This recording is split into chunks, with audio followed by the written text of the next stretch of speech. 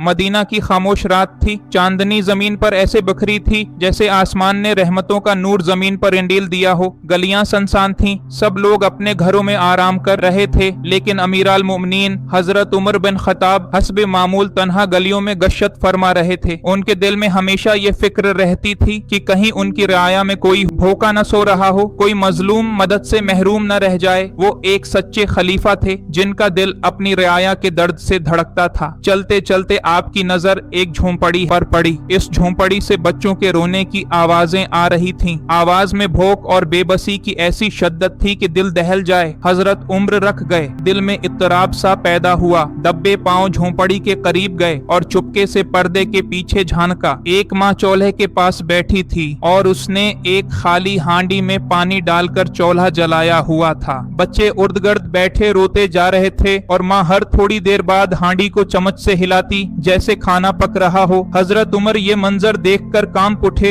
ऐ अल्लाह, ये कैसा वक्त आ गया है कि मदीना की माँ अपने बच्चों को खाली हांडी के ख्वाब दिखाकर सुला रही है और उम्र उसका जिम्मेदार है। माँ बच्चों से कह रही थी, बस बेटा, खाना बनने ही वाला है, अभी तुम्हें गर्म मिलेगा। बच्चों की आवाजें आहिस्ता आहिस्ता थम रही थीं क्योंकि वो थक चुके थे। हजरत उमर की आंखों में आंसू आ गए। आप फौरन पलटे और बीतल माल की तरफ रवाना हुए। रास्ते में एक गुलाम भी साथ लिया। बीतल माल पहुंचकर आपने अनाज, आटा, घी, खजौरें और कुछ देगर जरूरी चीजें एक थैले में भरें और खुद अपने कंधे पर बोझ उठा लिया। गुलाम ने अर्ज किया, या अमीराल मोमिनीन, मैं उठा लेता हूँ। हजरत उमर ने सख्ती से फरमाया, क्या कयामत के दिन मेरा बोझ भी तुम उठाओगे? ये मेरे फराइज में शामिल है और मैं ही उसे पूरा करूंगा। गुलाम खामोश हो गया और दोनों वापस झोंपड़ी की तरफ चल पड़े। जब झोंपड़ी पहुंचे तो हजरत उमर ने खुद चौल्हा दोबारा जलाया, हांडी में अनाज और पानी डाला और खाना पकने लगा। वो जमीन पर बैठकर लकड़ियां जोड़ते और हुआ देते रहे। हत्ती की धवां उनकी दाढ़ी में भर गया। माँ हैरानी से ये मंजर देख रही थी। उसने कभी ऐसा नहीं सोचा था कि एक अजनबी आकर उसके बच्चों के लिए खाना बनाएगा। जब खाना तैयार हुआ तो हजरत उम्र ने बच्चों को अपने हाथों से खाना खिलाया। बच्चे हंसते जा रहे थे, ऐसे जैसे उन्होंने एक ख्वाब सच होते देखा हो। माँ की आंखों से बेअख्तियार आंसू निकल पड़े, लेकिन अब वो आंसू गम के नहीं, शक्र के थे। वो शख्स जिसे वो आम इंसान समझ रही थी, इतनी शफकत से उसके बच्चों को खिला रहा था जैसे वो उसका बाप हो।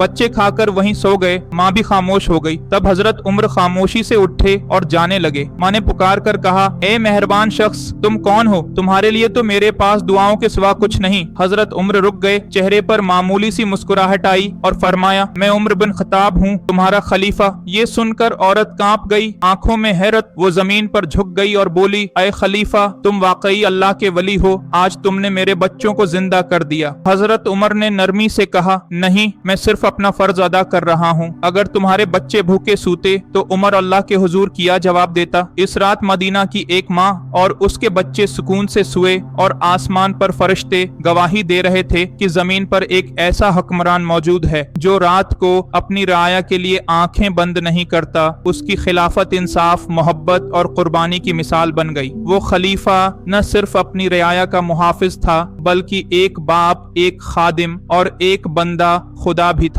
सबक, एक अच्छा हुक्मरान वही होता है जो अपनी रियाया का दर्द अपने दिल में महसूस करे, दूसरों की मदद करें, गरीबों का ख्याल रखें और हमेशा सच्चाई और इंसाफ के रास्ते पर चलें।